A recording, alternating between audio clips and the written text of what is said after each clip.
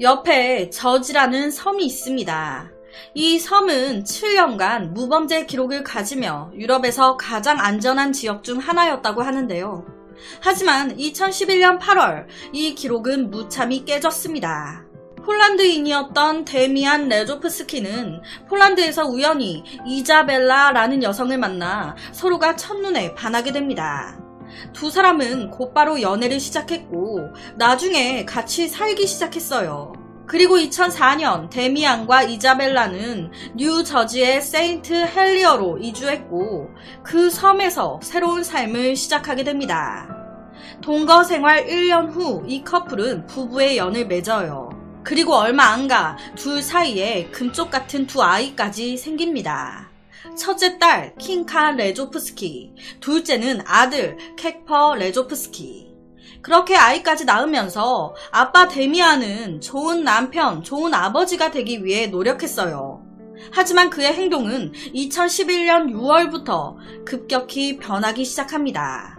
당시 5살이었던 첫째 딸 킹카가 학교에서 첫 학년을 막 마쳤을 때였어요. 킹카의 첫 여름방학이 막 시작했을 무렵 아내인 이자벨라는 남편 데미안에게 별거를 하자, 따로 살자 라고 얘기합니다. 이런 아내의 말에 남편 데미안의 가슴은 찢어졌습니다. 난 아직도 이 여자를 사랑하는데, 난 아이들과 아내, 이 가정을 지키고 싶은데. 그런데 지난 2달 동안 이 아내 이자벨라가 다른 남자랑 바람피다 걸리고 안 헤어져주면 죽겠다고 자살 협박까지 하고 완전히 가정이 깨진 거예요. 이렇게 되니 데미안은 심적으로 매우 힘들어졌고 그러면서 그는 감정을 가라앉히기 위해 술에 의존하기 시작합니다. 알코올 중독까지 간 거예요. 그러다 보니 어느 순간 또 본인이 느낀 거예요. 술도 그만 마시자. 어찌됐든 애들도 있고 내가 정신 차려야지. 하루는 술을 끊겠다고 하룻밤을 버텼습니다. 그런데 이게 쉽지 않잖아요. 쉬우면 알코올 중독자가 왜 있겠어요. 이미 중독이 된 사람이었다 보니 안 먹어야지 하고 버티는데 이게 더 기분이 안 좋아지고 더 뭔가 나빠지는 거예요. 와, 이거 도저히 못 참겠는데. 그렇게 7월 19일 술을 끊으려 시도했던 데미안은 결국 이번에는 마약에 의존하기 시작합니다. 술도 못 끊고 마약도 과다 복용하기 시작한 거예요. 좋은 남편, 좋은 아버지였던 데미안이 스스로 망가져가는 이런 모습을 보면서 아내 이자벨라는 괜시레 미안해졌습니다. 평소 잘했던 사람이긴 했으니까. 그런 사람이 갑자기 나 때문에 망가져 가니까 좀 정신을 차린 거예요. 그래서 이자벨라는 죄책감을 느낀 나머지 좀 가정을 다시 원상복귀 시켜보고자 데미안, 우리 3주 정도 폴란드로 가족여행 다녀올까? 라고 제안을 합니다. 쉬고 와서 다시 시작하자. 하지만 좋은 취지로 떠난 여행이 가족의 관계를 더 나아지게 만들지는 못했습니다. 이미 데미안이 너무 멀리 가버린 거예요. 데미안은 가족여행을 하는 동안 몰래 나가서 창녀와 하룻밤을 보냈습니다.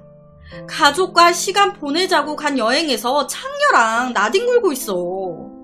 그렇게 가족은 8월 14일 다시 집으로 돌아오게 되는데 그때 데미안의 상태는 더욱더 심적으로 안 좋아진 상황이었어요. 집으로 돌아온 후 이 부부는 다른 가족들을 초대해서 바베큐 파티를 준비하게 됩니다. 그리고 이 과정에서 이자벨라가 두 아이들을 남편 데미안한테 잠깐 보고 있으라고 한 거예요. 여보, 지금 아빠랑 내 친구랑 이 근처에 다 왔다고 하거든? 내가 차 가지고 데리러 갔다 올게. 그동안 아이들 좀 보고 있어. 그렇게 이자벨라는 자기의 56세 아버지와 친구 마르타 그리고 그녀의 딸을 데리러 나갔습니다. 당시 마르타의 딸은요, 이자벨라의 딸 킹카와 동갑이었어요. 둘이 친구로 종종 잘 노는 사이였습니다. 그렇게 아버지와 친구를 만나 차에 태우고 딱 집에 왔는데 아니, 남편 데미안은 안 보이고 어린 아이들, 첫째 딸 킹카와 둘째만 덩그러니 놀고 있는 거예요. 이 사람이 어린 애들만 놔두고 어디 간 거야? 데미안이 어린 애들만 놔두고 밖으로 나간 겁니다. 그렇게 데미안이 집으로 돌아온 시간은 오후 1시쯤. 이자벨라 열받잖아요. 아니 여보, 애들 좀 봐달라고 했더니 어디 갔다 온 거야? 지금 장난해? 우리 아빠랑 친구랑 온다고 했잖아. 그러면서 데미안과 이자벨라의 부부싸움이 시작된 거예요. 이 싸움이 걷잡을 수 없이 커지니 데미안의 장인인 아버지 마렉이 끼어들어 둘을 말릴 수밖에 없었습니다. 아가, 그만해라. 사위, 자네도 그만해. 들어왔으면 됐지. 그 일이 있은 후 데미안과 이자벨라는 모두 각각 다른 방으로 돌아가는데 딱 이때부터 데미안의 행동이 이상해지기 시작합니다. 자기 딴에 열받으니까 이성을 잃은 거예요. 아무리 생각해봐도 화가 안 누그러져. 다 죽여버려야겠어. 그렇게 데미안은 오후 2시 45분쯤 부엌칼 2개를 움켜쥐고 장인 어른인 마렉이 있는 방으로 갑니다. 그리곤 TV를 보고 있었던 장인에게 다가가 그냥 바로 찔렀어요. 갑자기 이런 공격에 놀란 장인은 숨을 헐떡이면서 바로 데미안을 쳐다봤습니다. 그랬더니 데미안, 네가 창녀를 낳은 벌이야. 그렇게 9번이나 더 찔렀습니다. 장인 그 자리에서 사망. 장인 어른이 사망한 걸 확인한 데미안은 바로 다음 타겟을 정합니다. 다음 타겟은 자기의 둘째 아들, 2살 배기 아들이었습니다. 이때 아들은요, 2살이 뭘 알겠어요. 자기 의자에 앉아서 장난감 가지고 놀고 있었습니다. 그리고 첫째 딸 킹카와 친구 마르타의 딸은요, 몇 미터 떨어진 곳에서 그림 그리며 놀고 있었어요. 데미안은 이자벨라와 그녀의 친구 마르타가 부엌에서 수다 떨고 있다는 것을 확인한 후 망설임 1도 없이 이 어린 아들을 찔렀습니다. 2살이었던 아들을 무려 13번이나 찔렀어요. 그리고 망설임도 없이 데미안은 바로 옆에 너무 귀여운 2 어린 소녀들을 향했습니다. 심상치 않은 상황에 2 소녀도 울고 난리가 난 거예요. 그리고 이런 소리에 부엌에 있던 이자벨라와 마르타 달려온 겁니다. 하지만 이미 그땐 늦은 상황. 데미안은 킹카와 마르타의 딸까지 각각 무려 16번이나 찔렀습니다. 5살이었어요. 피투성이가 된 아이들의 시체를 본 엄마들은 뼛속까지 충격을 받았고 그 현장에 있던 데미안을 노려봤습니다. 지금 뭐 하는 거냐고. 그런데 데미안이 이번에는 자기들한테 오네. 놀란 이자벨라는 화장실로, 친구 마르타는 현관문 쪽으로 도망가기 시작했습니다. 데미안은 친구 마르타를 쫓아갔어요. 안타깝게도 마르타는 현관문 바로 앞에서 붙잡혔고 등을 여러 번 찔렸습니다. 그대로 쓰러졌어요. 마르타가 쓰러진 것을 확인한 데미안은 그의 마지막 목표 이자벨라를 찾아 나섰습니다.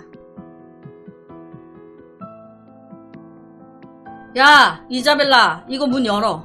이거 안 열면 나 문 부수고 들어간다. 좋은 말로 할 때 문 열어. 와, 안되겠다 생각한 이자벨라는 다행히도 화장실 창문을 통해 길거리로 탈출에 성공합니다. 하지만 안타깝게도 얼마 안 가 밖에서 데미안에게 잡혀요. 이때 이자벨라가 막 도망가면서 주위에 있었던 사람들한테 도와달라고 소리를 쳤습니다. 그런데 그런 이자벨라 뒤를 데미안이 피범벅이 돼가지고 손에 칼을 쥔 채로 쫓아오고 있네. 결국 이자벨라는 잡혔고 데미안은 자기 아내를 무려 16번이나 가차없이 찔러 죽입니다. 이때요, 길거리에서 이런 거예요. 당연히 주위의 모든 사람들 이를 목격했습니다. 주위 사람들도 엄청 놀랬을 거 아니에요. 그 자리에서 다 얼은 거예요. 지금 이거 뭐지? 모든 사건이 벌어진 후 정신 차린 주위 사람들은 경찰에 신고를 하며 이자벨라를 도와주려고 했습니다. 그런데 그 순간 갑자기 데미안이 자기 몸을 막 찌르기 시작하는 거예요. 아내를 16번이나 찔러 죽이고 갑자기 자기 몸을 칼로. 하지만 죽진 않았습니다. 뭐 자기도 죽으려고 했던 건진 모르겠지만 장인의, 아내 친구의, 자기 자식들의, 친구의 자식까지, 아내까지 다 죽이고 본인 스스로도 자해를 했습니다. 하지만 본인만 죽지 않았고 회복될 때까지 경찰서가 아닌 병원에 수용이 돼요. 자기 가족을 다 죽였습니다. 남의 가족까지 죽였어요. 이 데미안, 재판 결과가 어떻게 나왔을까요? 살인 혐의로 기소됐지만 결론적으로 데미안은 2012년 재판 과정에서 책임이 줄어들어 살인에서 과실치사로 제명이 바뀝니다. 그리고 징역 30년 받았어요. 자기 딸, 아들 다 죽이고, 자기 아내 죽이고, 아내 친구 죽이고, 아내의 아빠, 장인까지 죽이고, 징역 30년. 그렇게 데미안은 보안 수준이 높은 풀서튼 교도소에 수감이 되게 되는데, 돌연 2018년 데미안은 감옥에서 죽은 채 발견됩니다. 감옥 안에서 목매달아 자살한 거예요. 딱 감옥에서 징역 6년을 산 시점이었습니다.